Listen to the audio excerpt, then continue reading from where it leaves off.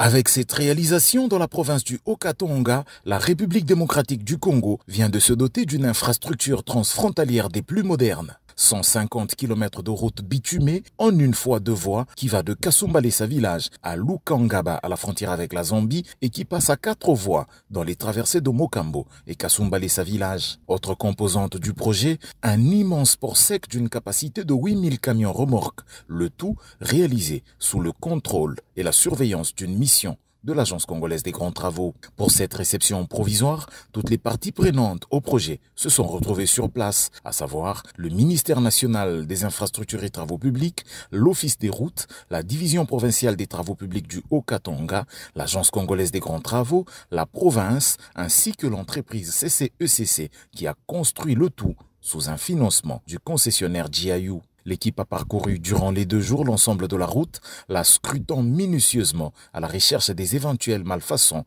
afin de faire des propositions d'amélioration. Il a été noté quelques besoins d'amélioration, notamment dans la disposition des panneaux de signalisation et un besoin de renforcer les accotements de la route dans les zones à forte pente. Au port sec, l'équipe s'est divisée en 4 groupes afin d'investir idéalement cette immense zone construite. Moderne, ce port sec a au centre la zone administrative, les hébergements et les banques.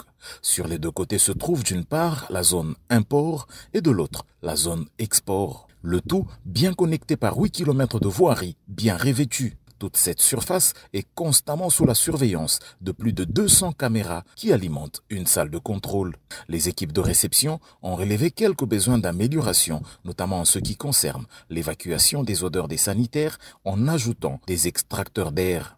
Il a également noté le besoin d'appliquer de la peinture à huile sur les murs intérieurs afin de les rendre nettoyables. Au dernier jour de ce travail, les parties prenantes ont signé un procès-verbal attestant cette réception provisoire. C'était au siège provincial de l'ACGT au Grand Katanga.